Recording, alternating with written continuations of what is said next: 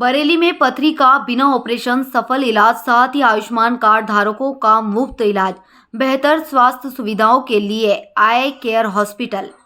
ओम life hospital Bareilly संचालक वरिष्ठ समाज सेवी धर्मवीर सिंह की ओर से समस्त शिव भक्तों को भगवान शिव की प्रिय सावन माह की हार्दिक शुभकामनाएं। डॉक्टर आबिद एमडी शिफा हॉस्पिटल आंवला की ओर से समस्त शिव भक्तों को सावन माह और स्वतंत्रता दिवस की हार्दिक शुभकामनाएं और बधाई।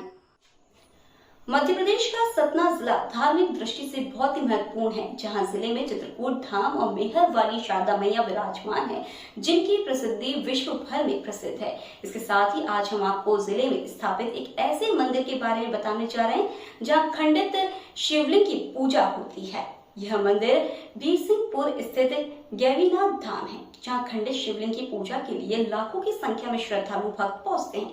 इस शिवलिंग को जय महाकाल का उपलिंग भी कहा जाता है, जहां प्रत्येक सोमवार को हजारों की संख्या में भक्तों की भीड़ उमड़ती है। वहीं सावन माह और महाशिवरात्रि के अवसर पर यहाँ प्रदेश के अलावा अन्य राज्यों से भी लाखों की तादाद में श्रद्धालु पूजा अर्चना करने के लिए पहुँचते हैं।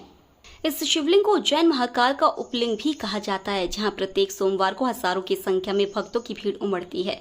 वहीं सावन माह और महाशिवरात्रि के अवसर पर यहां प्रदेश के अलावा अन्य राज्यों से भी लाखों की तादाद में श्रद्धालु पूजा अर्चना करने पहुंचते हैं। इस शिवलिंग का वर्णन पद्म पुराण में किया गया है। पद्म पुराण के अनुसार त्रेता युग में बीरसिंहपुर कस्बे में राजा वीर सिंह के आग्रह पर महाकाल ने यहाँ दर्शन देते रहने का आशीर्वाद दिया था। राजा वीर सिंह प्रतिदिन भगवान भोलेनाथ महाकाल को जल चढ़ाने के लिए घोड़े पर सवार होकर उज्जैन महाकाल दर्शन करने के लिए जाया करते थे। जैसे जैसे राजा वृद्ध होते गए, उन्हें उज्जैन जाने में परेशानी होने लगी।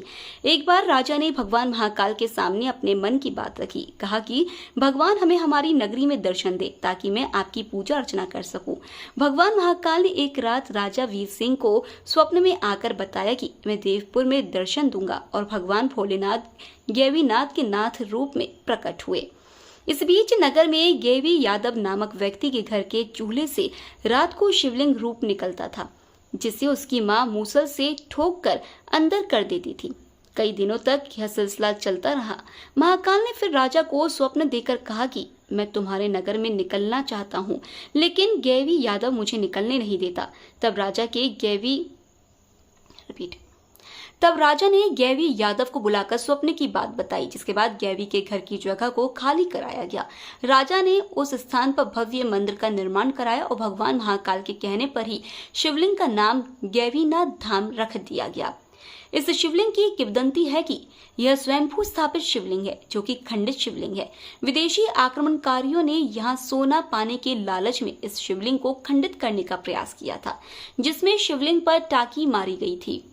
जब पहली टाकी मारी तो उसमें से दूध निकला, दूसरी टाकी में खून, तीसरी टाकी में मवाद, चौथी टाकी में फूल बेलपत्र आदि और पांचवी टाकी में जीव जंतु निकले, जिसके बाद आक्रमणकारियों को वहां से भागना पड़ा था।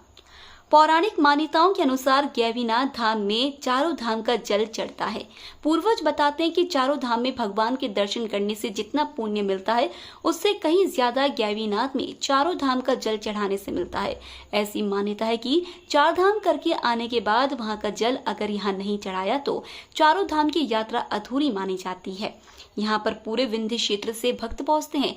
हर सोमवार यहाँ हजारों भक्त पहुंचकर भगवान भोलेनाथ की पूजा करते हैं और मनोकामनाओं की पूर्ति की कामना करते हैं। लेकिन सावन माह में पड़ने वाले सोमवार को इस स्थान की महत्वता और बढ़ जाती है।